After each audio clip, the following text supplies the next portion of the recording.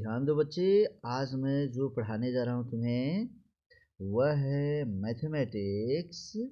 कौन सी क्लास का? Class 6। Book का नाम याद रखोगे, RS अग्रवाल, भारतीय भवन पब्लिकेशन की बुक है ये, जिसका लेसन है हमारा 10 नंबर लेसन। और मुख्य तौर पे इस एक्सरसाइज में हम क्या पढ़ेंगे? रेशियो किसे कहते हैं, फिर कहता है प्रोपर्शन, समानुपात क्या होता है, एंड यूनिटरी मेथड क्या होते हैं। ये तीनों चीज़ों के बारे में हम तुम्हें जानकारी देने जा रहे हैं बच्चों। तो तैयार हो तुम लोग मैथ्स का रेशियो पढ़ने के लिए? Yes sir. चलो तो हम अगले पेज हम ले लेते हैं, अगले पेज को। ये रहा अगला पेज, ठीक है बच्चे। अब हम पढ़ते हैं कि रेशियो कहते किसे हैं। क्या पढ़ने जा रहे हैं? सबसे पहले रेशियो कहता है। यदि किसी भी प्रश्न में अगर ए और बी दो नंबर हो जहाँ कोई जीरो ना हो, तो कहता है कि the ratio of two non zero numbers. मान लो कि दो नंबर्स हमारा क्या है, ए और बी, और दोनों में से नॉन जीरो, कोई जीरो नहीं है। और कहता है कि तो इसे फ्रैक्शन के रूप में हम लिखते हैं। फ्रैक्शन लिखने आता है ना बच्चे तुम लोग को? Yes sir. तो कहता है फ्रैक्शन होता है ए बाई बी। तो हम इसको रेशियो के रूप में लिखना हो तो लिखते हैं ए और रेशियो बी। लेकिन हम इसको पढ़ते क्या है बच्चे? हिंदी में तो कहते ए अनुपात बी, लेकिन इसको इंग्लिश में कहेंगे, इसको पढ़ेंगे A is to B, A is to B. अर्थात बच्चों खूब ठीक से समझोगे और मुझे बताओगे तुम लोग कि समझ पा रहे हो कि नहीं समझ पा रहे हो।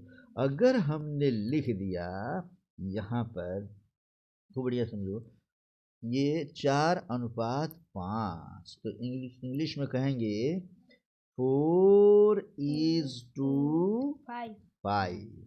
आ रहे समझ में? Yes sir. अगर हम कहते हैं 7 रेशियो 10, ऐसा करके लिखेंगे तो हम इंग्लिश में पढ़ेंगे क्या इसको? 7 is to 5। हाँ, ये 7 is to 10 हो गया बच्चों। अर्थात 7:10 को हम कहते हैं 7 is to 10। इस तरीके से पढ़ने आ गया बच्चे। याद रखेंगे यदि हम इसको चाहें तो 4:5 को हम लिखते हैं 4/5। 7:10 को लिखते हैं 7/10। तो इसमें से हमारा एक पहला टर्म आता है, इसको हम पहला टर्म कहते हैं और इसको हम दूसरा सेकेंड टर्म कहते हैं। इस तरीके से दो टर्म हमारा हुआ बच्चा। मान लो हमने यहाँ लिखा ए इज टू बी, तो इसको फर्स्ट टर्म कहते हैं और इसको हम क्या कहते हैं? Second term. फर्स्ट टर्म को इंग्लिश में कहते हैं हम लोग एंटीसीडेंट। क्या बोलेंगे?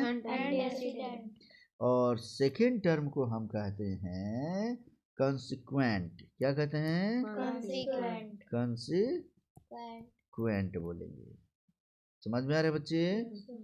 एंटीसीडेंट का स्पेलिंग फिर से समझ लो, ANTE, उसके बाद देंगे CEDENT। तो फर्स्ट टर्म को एंटीसीडेंट एंड सेकेंड टर्म को क्या बोलते हैं? कंसिक्वेंट। फिर से बोलो बच्चे, अगर मैं तुम्हें कहूँ कि अगर हिंदी में अगर हम लिखते हैं कि 4:5 और हम इसमें से कहते हैं कि बताओ इसमें से एंटीसीडेंट कौन सा है, तो क्या बोलोगे? 4। और मैं कहूँगा बोलो इसमें कंसिक्वेंट नंबर कौन सा है, 5। तब हम क्या बोलेंगे? 5। हम बोलेंगे 4:5 को इंग्लिश में पढ़ो तब बोलेंगे 4:5। इतना समझ में आ गया बच्चे? Yes sir. किसको कैसे पढ़ते हैं, कैसे लिखते हैं। अब अगर ऐसे ही मैं तुम्हें दे दूं और कहूँ ये ले लो, ये अलग पेन लेता हूँ, मैं कहता हूँ 10:15। अगर मैंने तुम्हें ऐसा दे दिया बच्चा, तो पहले वाले को हम फर्स्ट टर्म और दूसरे वाले को सेकंड टर्म। Second term. पहले वाले को हम एंटीसीडेंट और सेकेंड वाले को कंसिक्वेंट Consequent। कहते हैं। आ रहा समझ में बच्चा?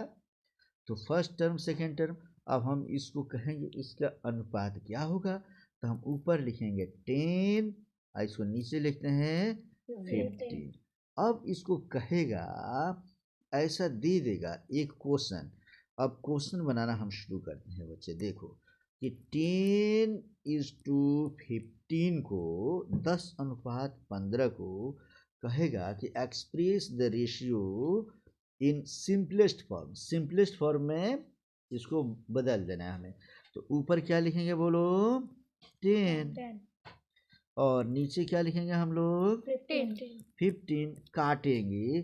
कौन ऐसा नंबर है जिससे ऊपर नीचे दोनों तरफ डिवाइड हो सकता है? 5 2 ज़ा 10 और 5 3 ज़ा 15। तो 2/3 इतना है ना मेरा। तो इसका कहेंगे what is the simplest form of 10:15। तो वी कैन राइट इट 2:3। मैंने 10:15 को सिंपलेस्ट फॉर्म में लिखेंगे तो क्या हो जाएगा? 2:3। और इसकी विशेषता पता है बच्चे तुम लोगों को? यदि हम कोई चीज़ अगर 2/3 लिख दें तो हम इसको लिख सकते हैं 2:3 अर्थात 2:3। इसका क्या क्या फ़ायदा है ये समझो। अगर कोई नंबर हम 3/2 के रूप में लिखे हुए हैं, जिशान कहाँ है?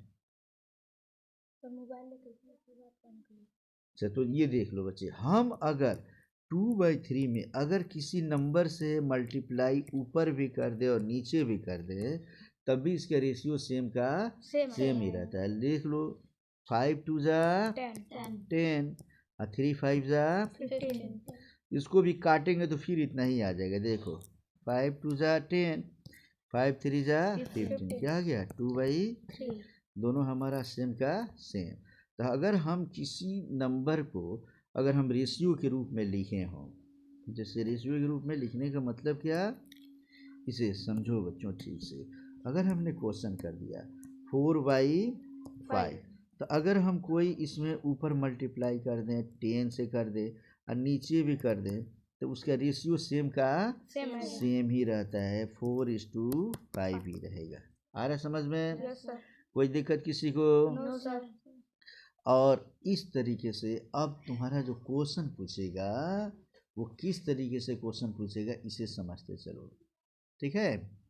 अगर मान लो एक क्वेश्चन कहता है कि देख लो, मैं क्वेश्चन सुन रहा, find the ratio of 40 centimetre, find the ratio of 40 centimetre to 1.5 metre, ऐसा दे दिया क्वेश्चन।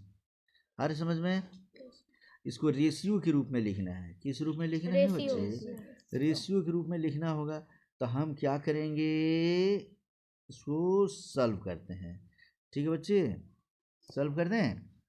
तो सॉल्व करेंगे तो आंसर लिखते हैं। देखो ऊपर लिखेंगे ratio equal to, because question में क्या पूछ रहा है? रेशियो।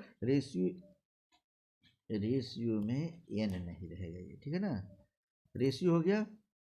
तो रेशियो इक्वल टू क्या लिखेंगे? ऊपर लिखेंगे 40 सेंटीमीटर बाई, नीचे क्या लिखेंगे? 1.5 मीटर।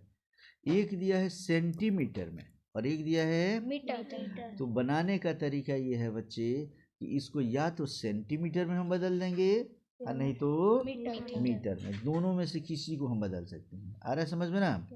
तो हम क्या करते हैं बच्चे, हम लिख सकते हैं कि 40 सेंटीमीटर को हमने सेंटीमीटर में ही रख दिया और नीचे 1.5 मीटर दिया है ना, तो हम मीटर को किस में बदलेंगे? सेंटीमीटर में बदल देते हैं। याद करो हमने तुम्हें पढ़ाया था एक बार, मिली सेंटी डेसी मीटर। मीटर के बाद देख लो सेंटी से मीटर तक आने में 2 स्टेप आना पड़ता है, ठीक है ना जी। अर्थात एक स्टेशन 10 का होता है तो 2 स्टेशन में एक पर 2 जीरो बिठाएंगे, 3 स्टेशन जाएंगे तो 3 जीरो बिठाएंगे। आ रहे समझ में ना। अर्थात सेंटीमीटर मीटर को सेंटीमीटर में बदलने के लिए 100 से हम क्या करते हैं, मल्टीप्लाई करते हैं। ये सेंटीमीटर हो गया। अब हम क्या करेंगे बच्चों, अब इसको हम सॉल्व कर देंगे। तो देख लो सॉल्व करने का तरीका क्या है, वही 240 अब 100 से 150 में जब हम भाग देंगे ये हो जाएगा 1.5 इंटू 100। अब ये डेसिमल हटाने के लिए ऊपर भी हम क्या करेंगे, एक डेसिमल दे देंगे, पॉइंट देंगे, और डेसिमल के बाद एक अंक है ना, तो एक हम क्या कर देंगे, जीरो लगा देंगे। अब हम ऊपर लिखेंगे 400 बाई नीचे लिखेंगे 15 इंटू 100। 2 जीरो से 2 जीरो कट गया तो हमारा कितना आ गया, 4/15। इसको हम लिख सकते हैं, क्या लिख सकते हैं, 4। बस इन रेशियो के बाद इतना ही लिखना ही है मुझे। तो ये हो गया हमारा, रेशियो में लिखना होगा तो लिखेंगे 4:15। ये हो गया हमारा आंसर। आ रहा समझ में, कोई दिक्कत? तो इस तरीके से हम ये क्वेश्चन बना लिया। अब अगला क्वेश्चन फिर समझा दूं बच्चे तुम लोगों को। अगला क्वेश्चन हमारा कहेगा, इसमें देख लो कि कहता है कि the length and the breadth of a rectangular park. ये क्वेश्चन कहता है किसी एक ऐसा रेक्टेंगुलर पार्क है, आ रहा समझ में जी, ये रेक्टेंगल हमने बना दिया। कहता है कि 75 मीटर, एक है कितना, 75 मीटर, ये मीटर है, ठीक है बच्चों, 75 मीटर। और दूसरा कहता है 60 मीटर। कहता है respectively what is the ratio of the length to the breadth of the park. कहता है length to the breadth, L and B का रेशियो याद करना है। आ रहा समझ में ना, तो हम लिखेंगे that's why L is to B is equal to, length कितना दिया है 75 बाई, हम इसके बाद बी की जगह क्या रख लेंगे 60। इसको और थोड़ा सा आसानी से बनाए, L ratio B, L is to B को हम लिख सकते हैं लेंथ की जगह क्या लिखेंगे 75 इज टू, फिर ब्रेथ की जगह क्या लिख लेंगे 60, अर्थात 75/60। याद करो 5 से काट दें इसको, 12 25 60 और 5 5 5 25 25, फिर 3 से 3 25 15, 3 चौके 12, 5/4 आ गया। दैट्स रेशियो, इसलिए लिख लेंगे L is to B is equal to 5:4। ये हो गया हमारा। कोई दिक्कत बच्चे? This is the ratio. इसी तरीके से अगर और भी क्वेश्चन रहे तो तुम बना सकते हो बच्चे। मीटर को सेंटीमीटर, सेंटीमीटर को मीटर में दे तो बना लोगे तुम लोग। अब ऐसा ही एक क्वेश्चन और मैं तुम्हें समझाता हूँ।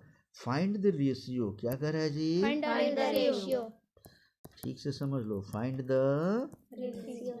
रेशियो निकालना है। क्या, एक तो मैं बताता हूँ, यहाँ पर देख लो क्वेश्चन को कि 36 मिनट्स टू एन आवर। तो लिखेंगे दैट्स वाई, लिखेंगे आंसर बना रहे बच्चे, ठीक है ना।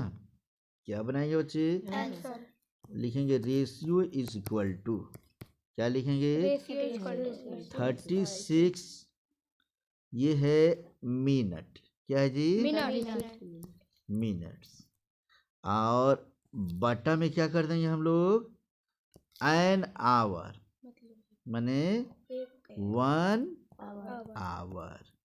देखो यह है मिनट में और नीचे दिया है आवर में, तो हम तो या तो मिनट में बदल देंगे और नहीं तो आवर में। तो देख लो बच्चे, आवर को मिनट में बदलना आसान है, ऊपर लिख लेंगे 36, अब बाई 1 आवर में कितना मिनट होता है बच्चा, तो लिखेंगे 60। अब काट लो, 6 के 36, 6 दहिया 60, फिर 2 तिहाई 6, 2 25, 3/5 आया।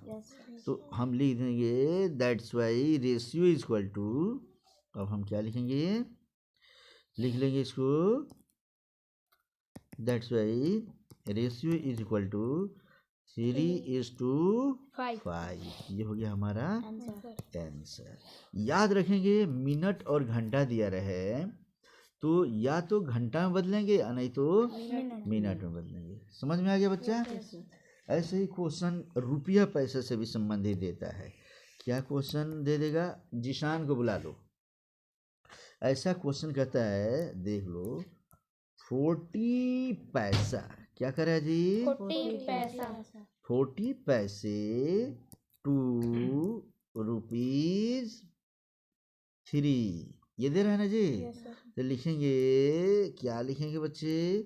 कि रेशियो इज इक्वल टू, ऊपर लिखेंगे 40 पैसे, ठीक है ना जी? अब बटा नीचे क्या लिखेंगे हम लोग? 3 रुपीज। ये रुपीज हमारा हो गया। इसी को हम अब इस रूप में लिखते हैं बच्चे। आ रहा है समझ में ना? अब हम पैसे को तो पैसे में रख लेंगे, 40 का 40, 3 रुपीज। याद करो, 3 रुपया को अगर पैसा बनाना हो तो इसमें 100 से क्या करते हैं? मल्टीप्लाई करते हैं, ठीक है ना जी?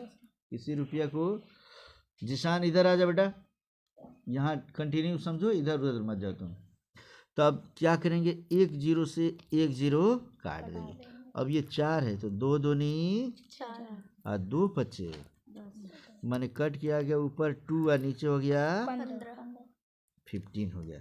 That's why ratio is equal to, what can we write here? 2:15। That's your answer. तो रुपया पैसा वाला भी समझ गए बच्चे हम? यहाँ तक में कोई दिक्कत नहीं ना? ये क्वेश्चन और समझाता हूँ तुम्हें। अब की बार क्या दे देगा? कहता है अ डजन, माने 1 दर्जन, ठीक है ना?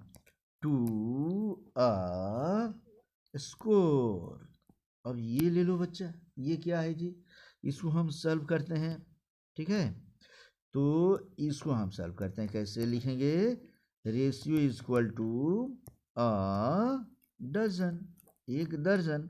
अब बट्टा में क्या लिखेंगे? स्कोर। तुम्हें पता है बच्चे, 1 दर्जन में कितना संख्या होता है? बोलो। 12। तो लिखेंगे 12। और 1 स्कोर में कितनी संख्या होती है? 20। याद रखना, 20 पेज का 1 स्कोर होता है और 12 पेज का 1 दर्जन। आ रहा समझ में? अब काट दो, 4 3 जा 12, 12 होता है बच्ची। अब 4 5 जा 20, मैंने कितना गया? 3/5। So we can write here the ratio is equal to 3:5. 5. Is it clear, dear students? Yes, sir. अब ऐसा कोई क्वेश्चन रहे तो तुम बता सकते हो बच्चे। Yes, sir. अब एक क्वेश्चन और मैं समझाता हूँ, खूब बढ़िया समझोगे बच्चे।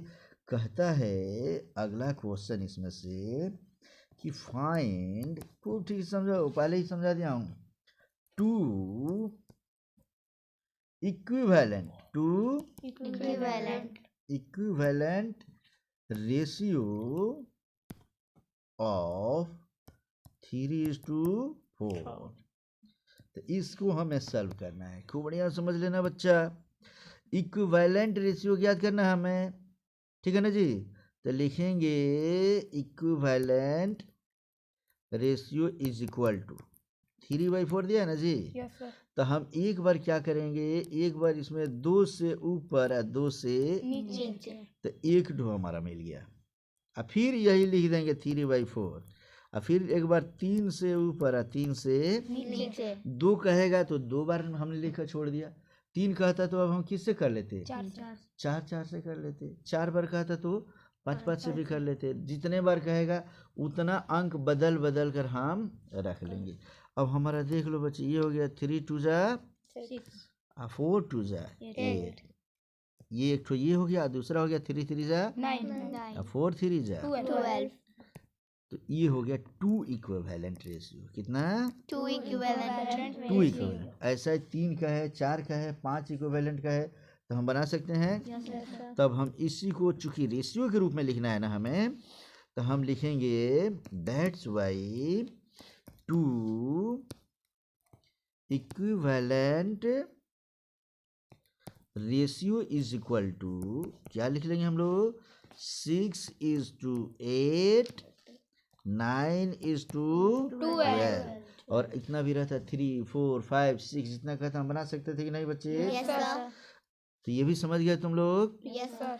अब इसमें अगला क्वेश्चन एक और पूछता है, वो भी समझ लो बच्चे। कहेगा फिल इन द ब्लैंक्स। क्या कहेगा जी? Fill in the blanks. Fill in the Blanks. Blanks माने खाली स्थानों को हमें फिल इन द ब्लैंक, खाली स्थान को क्या करना है? भरना है। ऐसा बॉक्स दे देगा, यहाँ दे दिया जैसे देखो 40/21 इज इक्वल टू, यहाँ क्या हाउ मच, यहाँ पे अब बाई क्या कर दिया 3 इज इक्वल टू, फिर क्या देगा 6/, एक बॉक्स यहाँ भी बना दिया। ये ले लो जी। अब देख लो यहाँ हमारा दिया है, इसको सॉल्व कर रहे हैं हम लोग, ठीक है ना जी? सॉल्व कर ले बच्चों। ये लो थोड़ा सा वाइट से लिखने आपकी बात। ये देख लो यहाँ पे क्या दिया है, ऊपर है 14 और नीचे है 20 और यहाँ से यहाँ देखेंगे बच्चे क्या संबंध है। तो 3 का इधर संबंध है, कितने बार टेबल पढ़े हैं? तो 21 आया है, 7 बार। तो हम इस जितने बार में 3 का टेबल पढ़ने से आया है ना, उससे हम क्या कर देंगे, इसके ऊपर वाले में भाग दे देंगे। तो 7 से ऊपर में भाग देंगे तो कितना आ जाएगा? 2. ऊपर लिख लेंगे 2। देख लो अब 2 का टेबल 7 टाइम्स पढ़ेंगे तो कितना आ जाएगा? 40। समझ में आया? ए को भरने आ गया तुम लोग को? Yes. चलो ए को भरने आ गया। तो अब मैं फिर से बताता हूँ, नॉर्मल तरीके से सीखो। 3 का टेबल 7 टाइम्स पढ़े है ना? Yes, sir. तो यहाँ सोचेंगे किसका टेबल हम पढ़ेंगे कि 7 टाइम्स की 14 है, बोलो। तो हमने क्या किया, इस 7 से इसमें क्या कर दिया, डिवाइड कर दिया। 7 दूनी 14, वही 2 हम यहाँ भर देंगे, हमारा हो जाएगा आंसर। समझ में आ गया बच्चा? Yes, sir. कोई दिक्कत नहीं ना किसी को? तो इसको हम मिटा दिए और यहाँ से इसको भी मिटा दिए, मिट गया। Yes, sir. ये लो ये भी मिटा दिया मैंने। अब फिर आते हैं, यहाँ दिया है 6, इस वाले हिस्से को देख रहे हैं 6, ठीक है, और यहाँ दिया है 2। अब इस दोनों में संबंध देख लेंगे हम, समझ रहे हो ठीक से? Yes, sir. कोई दिक्कत नहीं ना किसी को? तो इस तरीके से यहाँ समझते चलो बच्चे। तो ये 2 का टेबल कितने बार पढ़े हैं? तो 3 आया है, 3 times. 3 टाइम्स पढ़े हैं ना?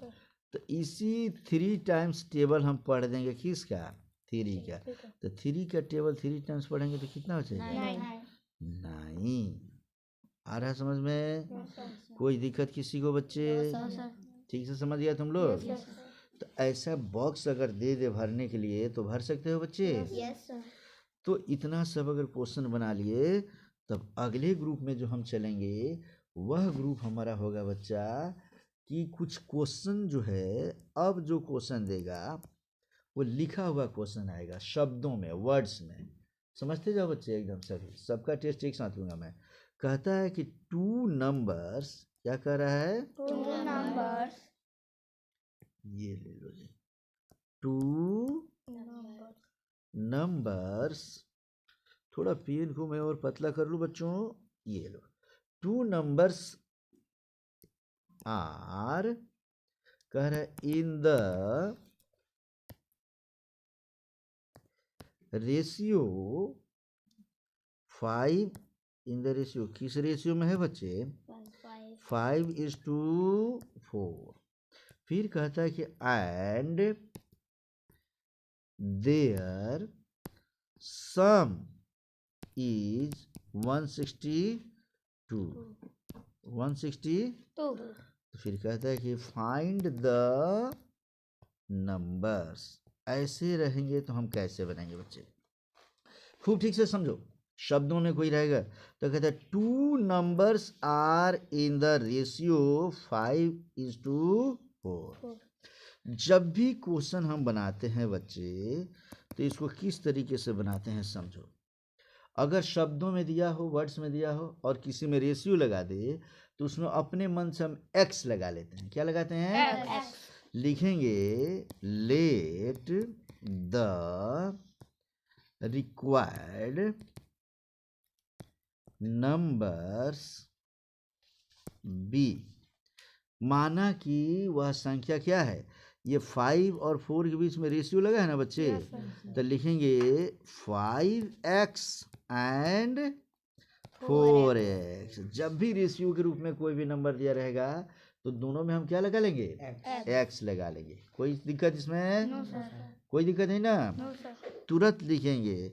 That's why according to question, according to, question. ये सब में हम लिखेंगे बच्चे प्रश्नानुसार।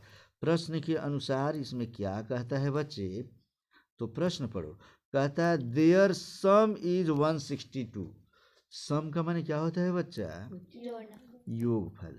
दोनों का योगफल कितना दिया है, 162। तो हम क्या लिखेंगे, 5x plus 4x equal to 162।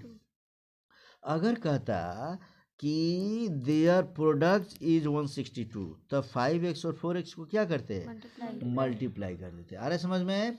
अगर कहता द डिफरेंस इज 162, तो 5x और 4x के बीच में कौन सा सिंबल दे देते हैं, माइनस का। समझ में आ रहा है ना? कोई दिक्कत बच्चे? नहीं दिक्कत है तो फिर समझते हैं। अब दैट्स वाई करके अब हम इसको बनाना शुरू कर देते हैं बच्चे। चलो बनाते हैं। कहता है 5x में 4x जोड़ेंगे तो 9x equal to 162। That's why we can write here x equal to 162 by 9। अब 9 से इसको काटने की कोशिश करो। 9 एकम 9 में कितना जोड़ देंगे तो 16 हो जाएगा।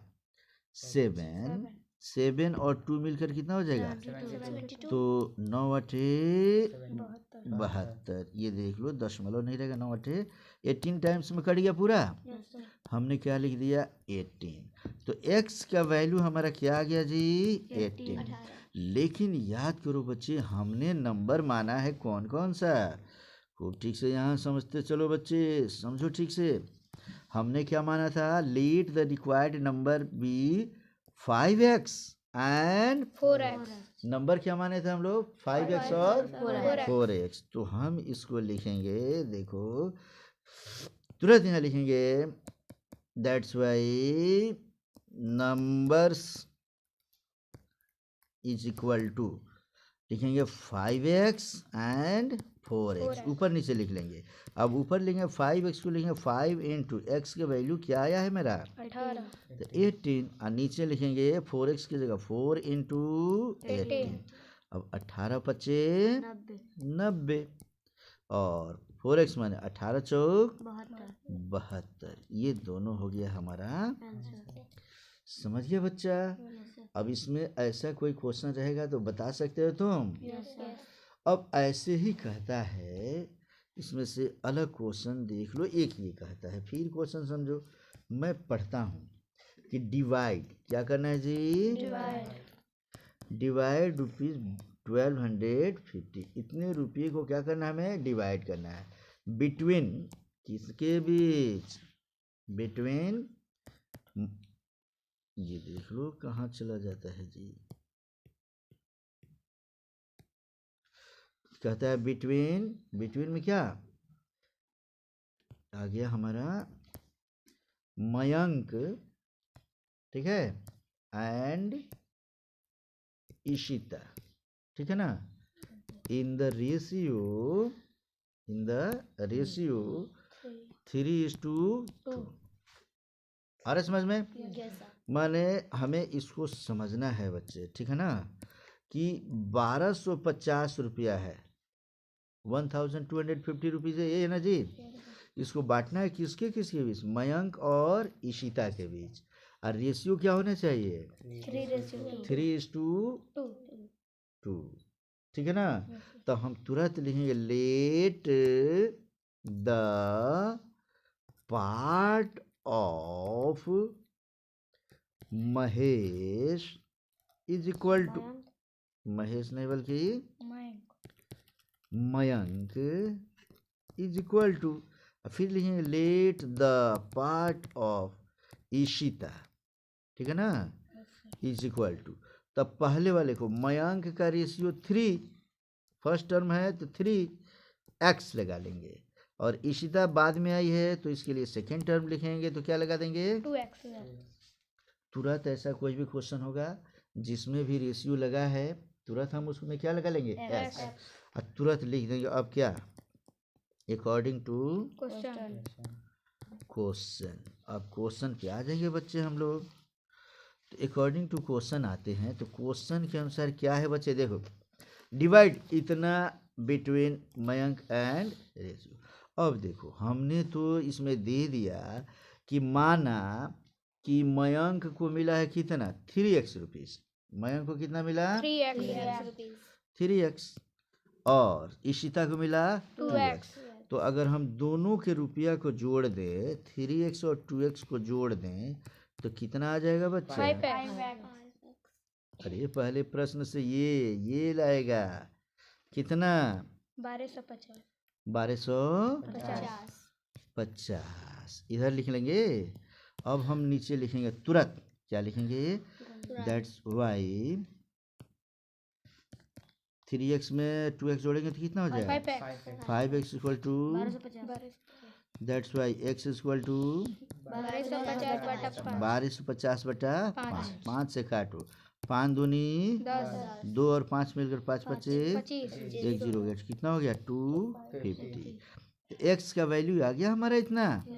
तो हमें x का वैल्यू निकालना है कि 3x और 2x का निकालना है। 3x चूंकि हिस्सा क्या है जी, हिस्सा है 3x और 2x। आ रहा है समझ में ना, इसलिए हम क्या लिखेंगे, फिर से हम लिख लेंगे यहाँ पर, इसलिए द पार्ट ऑफ मयंक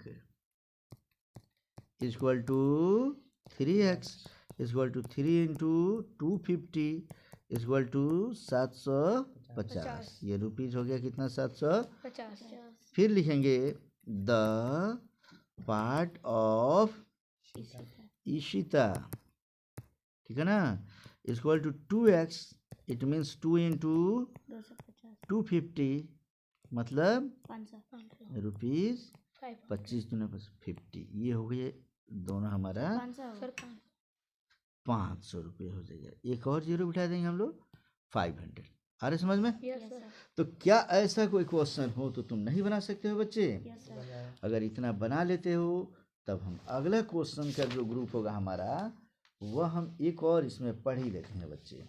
एक प्रकार का और क्वेश्चन रहता है, कहता है कंपैरिजन ऑफ रेशियो। क्या कहता है जी, कंपैरिजन ऑफ रेशियो। तो ये भी पढ़ लेते हैं हम लोग। क्या पढ़ने जा रहे हैं बच्चे, बता दो तुम लोग, कंपैरिजन ऑफ रेशियो। हाँ ये लो हम लोग पढ़ने जा रहे हैं। थोड़ा सा पेन अब की बार मोटा करता हूँ, हेडिंग देना है मुझे। क्या पढ़ेंगे जी, comparison of ratio. Comparison of ratio. Ratio माने कंपैरिजन, दो रेशियो दे देगा, ठीक है ना, और दोनों का हमें क्या करना है, कंपैरिजन मतलब तुलना करना है। माने तुलना ये कर देना है बच्चे कि कौन इसमें बड़ा है, कौन छोटा है, या किसका हिस्सा क्या होगा, ये ऐसा करके हम करते हैं, ठीक है ना जी। तो suppose we want to compare two given ratio. Suppose हमने A is to B and C is to D, ये दो प्रकार के, एक रेशियो इधर दिया है और एक रेशियो इधर दे दिया है, ठीक है ना जी। तो दोनों को कंपैरिजन करना है, तो कंपेयर कैसे करेंगे, तो इसका क्वेश्चन समझो। क्वेश्चन हमारा हो रहा है बच्चे, यहाँ ध्यान दो, पेन को थोड़ा पतला करेंगे और तब लिखना शुरू करेंगे। कहता है कि कंपेयर द रेशियो, अब क्या, दो रेशियो दिया है, 5:6 एंड 3:4। इसको हमें कंपेयर कर देना है बच्चे।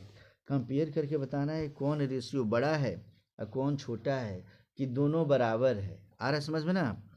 तो सॉल्व करें बच्चे इसको।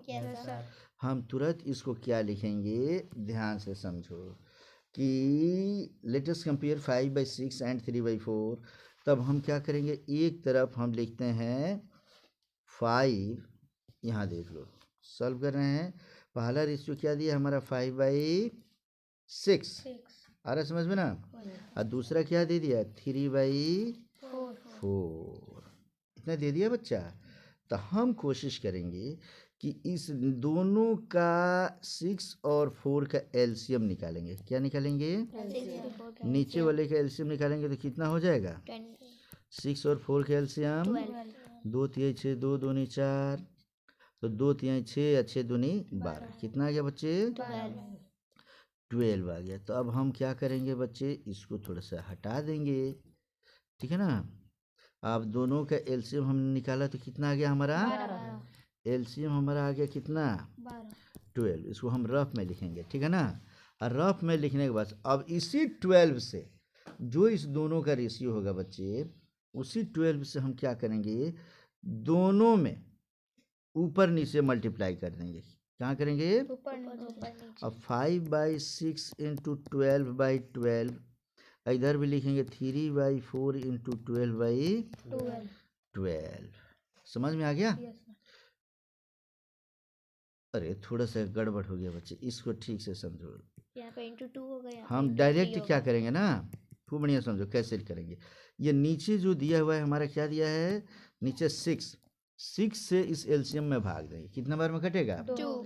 तो 5/6 में जितने बार में कट जाएगा, ये कितने बार में 6 से कटा है, तो इससे ऊपर नीचे हमने मल्टीप्लाई किया 2/2।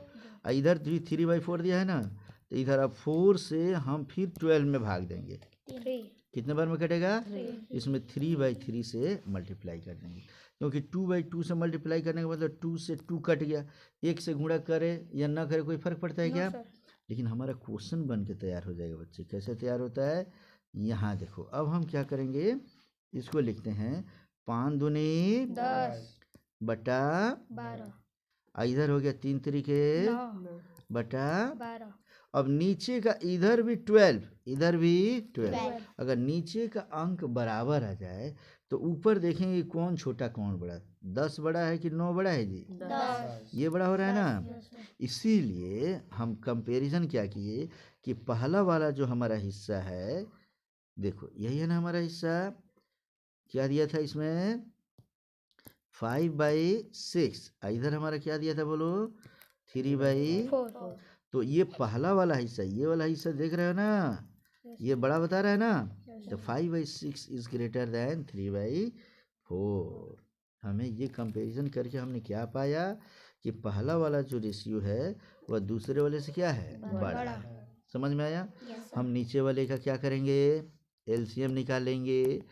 एलसीएम जो आ जाएगा, नीचे वाले से इसमें भाग देंगे, जितने बार में कटेगा उसका ऊपर नीचे गुणा करेंगे। इसमें इससे भाग देंगे, जितने बार में कटेगा उसके ऊपर नीचे गुणा करेंगे। और तब हम इसका तुलना करके बता देंगे कि कौन बड़ा है और कौन छोटा। आ रहा है समझ में? इसी प्रकार एक ऐसा ही क्वेश्चन दे देगा और तुम्हें कहेगा, लास्ट क्वेश्चन बता रहा हूँ, इसमें सब लेसन तुम लोग बना लोगे बच्चे। क्या क्वेश्चन रहेगा इसको समझो। कहता है the ratio of copper and zinc in an alloy is 5:3। मानो कि जिंक है, क्या है जी? क्वेश्चन क्या है जी? कह रहा है कि जिंक का, ठीक है ना, और कॉपर का, इसका रेशियो दिया है कितना? 5:3। कहता है if the weight of copper in the alloy is 30.5 ग्राम। कहता है, खूब बढ़िया समझो, if the weight of copper का वेट कितना दिया है? 30.5 ग्राम। तो कहता है what is the weight of zinc. Zinc का वेट कितना होगा, ये हमें निकालना है। खूब बढ़िया समझेंगे बच्चे। इसको ऐसा क्वेश्चन कई प्रकार का आता है, तो हम इसको नॉर्मल तरीके से बनाएंगे। चूंकि यह रेशियो कितना दिया है? 5:3। तो लिखेंगे, इसको सॉल्व करना है, ठीक है। खूब बढ़िया समझना, ये क्वेश्चन काफ़ी इंपॉर्टेंट है, बार बार परीक्षा में पूछता है कंपटीशन में। जिंक और कॉपर का रेशियो कितना है? 5:3। तो लिखेंगे let the weight of zinc is equal to 5x क्या लिखेंगे 5x 5x और the weight of copper is equal to 3x 3x। क्यों लिखा ये पता चल गया बच्चे? Yes, sir. पहले जिंक था तो 5x लिख दिया और कॉपर है तो 3x। लेकिन कहता है क्वेश्चन में ही कहता है अकॉर्डिंग टू क्वेश्चन कि the weight of copper is equal to 30.5। यही कह रहा है ना जी? Yes, Yes, sir. sir. तो हम लिखेंगे यहाँ पे तुरंत लिखेंगे क्या, बढ़िया समझ लेना बच्चे इसको। क्या लिखेंगे? According to Question. Question the weight of copper is equal to 30.5 gram. ये दिया ना? Yes, sir. तो हम weight of copper is equal 30.5 gram यहाँ दिया है। Yes. हम माने क्या है? कॉपर का वेट कितना माने हैं? 3x 3x 3x। तो हम तुरंत लिखेंगे that's why 3x is equal to 30.5 5 gram. आ रहा समझ में ना? Yes, sir. That's why x is equal to 30.5 by 3। समझ में आ गया बच्चा? Yes, sir. अर्थात ये अब हम भाग दे देंगे तो 3 तिहाइयाँ 3 ये हो गया डेसिमल। ठीक है क्या? 3 एकम 3 2 हुआ 0 3 छक 18। अब ये कटेगा नहीं, मात्र इतना। x का वैल्यू कितना आ गया? 10.16। 16. आ रहा समझ में? x का वैल्यू अगर निकल गया बच्चे तो इसी x के वैल्यू को खूब ठीक से समझना कि उसको इस x के वैल्यू को, हमारा कॉपर था 3x लेकिन जिंक कितना है हमारा? 5x 5x। तो हम इसी को मल्टीप्लाई कर लेंगे बच्चे। क्या लिखेंगे? That's why the weight of क्या? जिंक इज इक्वल टू, देखो क्वेश्चन में क्या पूछ रहे हैं बच्चे? What is the weight of zinc? ये जिंक पूछ रहा है ना? देखो तो जिंक का वेट हमारा कितना है? 5x 5x। तो हम इसको लिख सकते हैं the weight of zinc is equal to 5x। It means 5x is equal to 5 into X का वैल्यू कितना है हमारा? 10.16। तो हम इसको मल्टीप्लाई कर देंगे तो ये हो जाएगा 80, ये हो जाएगा 50। इतना 50.80 80 इतना ग्राम हो गया हमारा आंसर। आ गया समझ में? Yes, sir. तो इस तरीके से बच्चों अब हमने तुम्हें इतने लंबे क्लास के बाद एक चैप्टर पढ़ाया और तुम्हें एक एक्सरसाइज सॉल्व करना है। एक्सरसाइज कौन सा? 10A। तो क्या 10A वाले सभी क्वेश्चन को बना सकते हो बच्चे? Yes, sir. और कोई दिक्कत होगा तो एक बार इस वीडियो को देख लेना है। हर प्रकार के क्वेश्चंस को मैं समझा दिया हूँ और बनाओगे। कोई दिक्कत होगा तो फिर पूछोगे। ओके? Yes, sir.